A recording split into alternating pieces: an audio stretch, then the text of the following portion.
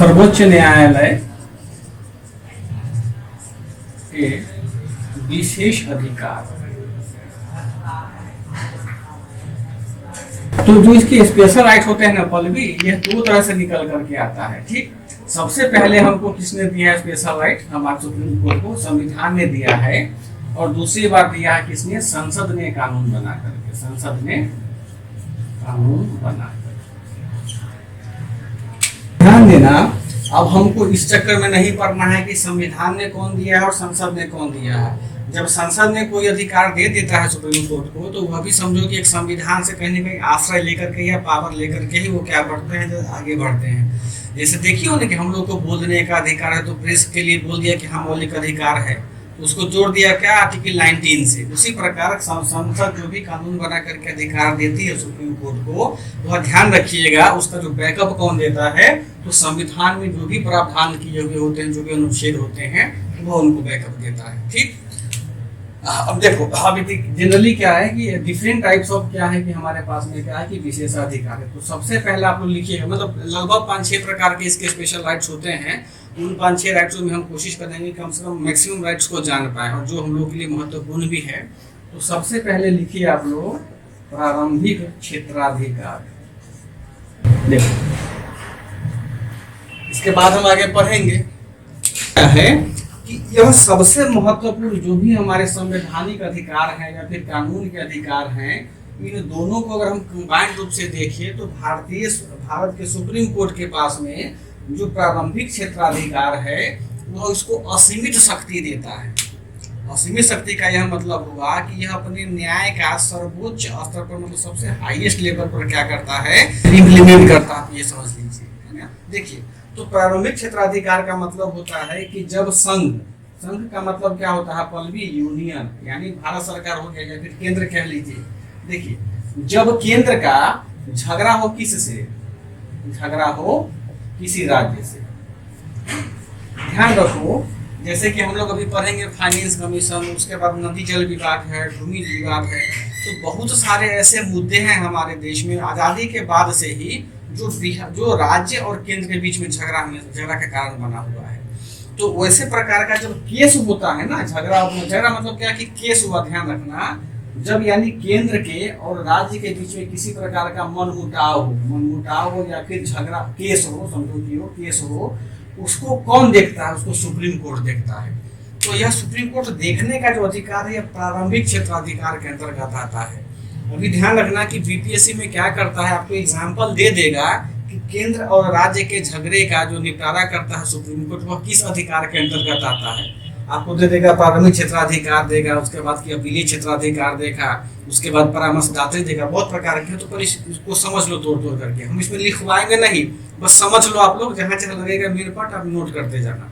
देखो, तो original jurisdiction में सबसे पहला क्या आता है कि यदि संघ यानी भारत सरकार का किसी दूसरे राज्य सरकार के बीच में झगड़ा हो, तो वैसे विवाद को कौन देखता है? उसका फैसला, केस कहाँ चलता है पल्लवी? सुप्रीम कोर्ट में चलेगा। ठीक, पहला केस हो गया। और दूसरा केस हो गया कि यदि एक राज्य का, है ना, एक राज्य का किसी दूसरे राज्य से, अदर स्टेट से क्या हो, झगड़ा हो, तो उसका भी क्या करेगा? उसका भी केस कहाँ चलेगा? उसका भी केस चलेगा हमारे सुप्रीम कोर्ट में। अब यहाँ ध्यान, एग्जाम्पल के साथ में बताएंगे तो समझ में। देखो, जैसे मान लेते हैं केंद्र का मतलब हो गया हमारा भारत सरकार, है ना, भारत सरकार। ठीक, और राज्य सरकार का एग्जाम्पल हम लेते हैं, बिहार का एग्जाम्पल हम लेते हैं, है ना, बिहार का ही एग्जाम्पल लेते हैं। तो आप देखिएगा कि जब भी बिहार, बहुत सारे पेपर में कि बिहार सरकार ने सुप्रीम कोर्ट में यह केस जीत गया सरकार के खिलाफ। कई दफा ऐसा हुआ है कि भारत सरकार ने या भारतीय संसद ने कोई ऐसा कानून बना दिया है कि जो राज्य की राज्य की जो राज्य की संकल्पना होता है ना, स्टेट का संकल्पना, उसको वो हनन कर दिया है। ये सुप्रीम कोर्ट के जो प्रारंभिक क्षेत्राधिकार है, उसके तहत वो कहाँ का जाएगा? सुप्रीम कोर्ट में जाएगा केस करने के लिए कि सर, भारतीय संविधान ने संघ और राज्य की संकल्पना दिया है ना, कि भारत क्या है कि संघ व्यवस्था वाला देश है, जहाँ केंद्र भी और राज्य भी है। तो ये बिहार सरकार कहाँ जाएगा? सुप्रीम कोर्ट के पास में जाएगा, अपील करेगा सर कि भारत सरकार ने हमारा जो राज्य संघ राज्य का ढांचा होता है उसका अतिक्रमण किया है। तब इसकी सुनवाई कहाँ होगा? हमारे सुप्रीम कोर्ट में होगा। ठीक, अब देखो दूसरा हमारा क्या है कि स्टेट वर्सेस अदर स्टेट, इसमें तो बहुत केस पेंडिंग पड़ा हुआ है तुम्हारे वहां पर सुप्रीम कोर्ट में। अब देखो हम एग्जांपल देते हैं, जैसे कि हमारा पहला राज्य हो गया बिहार और इसी के बॉर्डर पर लगा हुआ है झारखंड, है ना, झारखंड। ठीक, देखो अगर आप लोगों के पास बिहार का मैप होगा तो देखिएगा, जैसे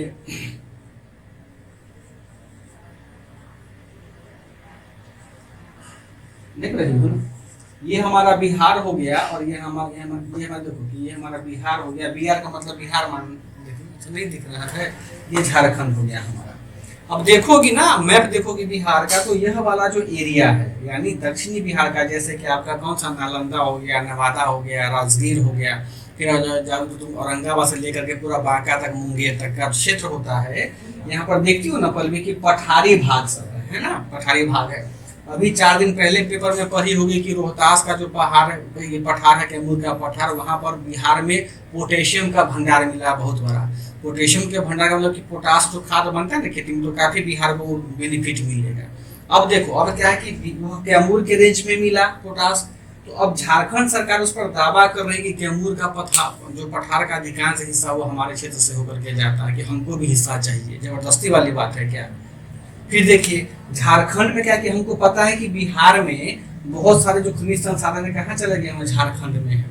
तो दक्षिणी बिहार में जो भी खनन कार्य होता है तो बराबर झारखंड सरकार कुछ न कुछ विक्रम लगाबे करता कि मेरा ये ले लिया, मेरा वो ले लिया। यानी केवल भाई भाई में झगड़ा नहीं होता है जमीन के लिए, है ना, पिता पुत्र में झगड़ा नहीं था, बल्कि राज्य और राज्यों के बीच में भी झगड़ा होता है। तो वैसी स्थिति में क्या होगा, बिहार के मुख्यमंत्री या के मुख्यमंत्री नहीं लड़ेंगे, झूठा झूठी नहीं करेंगे आपस में, क्या करेंगे, कोर्ट में जाएंगे। क्या समझ में आया। फिर यहाँ पर देखो, फिर बहुत सारे केस देखे होइएगा, जैसे नदी जल विवाद पढ़ती हो ना, कि नदी बह रही है एक से अधिक राज्यों में, तो बोलता है अधिक पानी आप ले लिए, कम पानी हमको दिए हैं। जैसे देखिए यहाँ पर बिहार के बीचों बीच से गंगा नदी निकल रही है, क्लियर है, बिहार तो इसी गरीब राज्य है। जैसे ही यहाँ पर इन करते, यहाँ पर तुमको कौन सा राज्य चलाता है, यहाँ पर चलाता है पश्चिम बंगाल, वेस्ट बंगाल। तो ममता बनर्जी बहुत बार बिहार सरकार पर क्लेम करती है कि क्या करता है कि आप मतलब गंगा नदी पर कोई बांध नहीं बना रहे हैं, चाहे गंगा नदी के पानी को नियंत्रित नहीं कर रहे हैं, कि बरसात के महीने पूरा पानी बह करके आता है हमारे पूरे बंगाल में तो बहुत बाढ़ आता है, बिहार में ज्यादा बाढ़, ये बाढ़ बंगाल में आता है। जो बड़ी बड़ी मतलब सोसाइटी होती है बिहार की बिल्डिंग, उस सब में घर पानी भर जाता है। बिहार तो फिर भी ठीक है। तो ममता बनर्जी बार बार कंप्लेन करती है कि भाई हमारे भी पूरा बंगाल बह गया, कि अगर बिहार सरकार इस पानी का संयोजन कर पाती तो उसको बाढ़ हमारा कम आता है। तो दीदी को कौन समझाए कि भाई ये तो गंगा तो वही रही, शासन में जो यहाँ गंडक आ रही है, यहाँ कोसी नदी निकल रही है, जितने प्रकार नदियाँ हैं सब तो पानी गंगे में भेजता है, तो जाएगा कहाँ वो। तो ऐसे प्रकार का जो भी विवाद होगा राज्य से, चाहे टैक्स से संबंधित हो, भूमि संबंधित हो, जल विवाद संबंधित हो, पर्यावरण से संबंधित हो, यानी राज्य और राज्य का जो भी झगड़ा होगा वह कहाँ जाएगा, नेता सुप्रीम कोर्ट में जाएगा। यहाँ तक समझ में आया। तो ये 2 प्रकार के हमेशा ध्यान रखना, यही पूछा जाता है कि अगर केंद्र का और राज्य का झगड़ा होगा तो कौन सा आएगा, तो बोलना कि आप लोग सुप्रीम कोर्ट, और राज्य और राज्य के बीच में झगड़ा होता है कौन सा आएगा, सुप्रीम कोर्ट हो जाएगा। एक बात बताइए तो मैडम कि अगर केंद्र शासित जो यूटीज हैं, अगर यूटीज में झगड़ा हो किसी स्टेट के साथ में, तो उस वक्त कौन सुलटाएगा, तो भी सुप्रीम कोर्ट। हाँ, उसका लॉजिक बताइए, लॉजिक। यूनियन टेरिटरी एक तो वैसे ही सेंट्रल इस पे रूल करती है, और एक यूटी जैसे दिल्ली है, अगर ये पौंडीचेरी से या किसी भी और नियर बाय चंडीगढ़ से फॉर एग्जांपल अगर किसी बात पे इन लोगों का डिस्प्यूट है, तो वो मामला कौन सुलझाएगा, सेंट्रल के हिसाब से फिर सुप्रीम कोर्ट ही सुलझाएगी। आया बट सारे आदमी को समझ में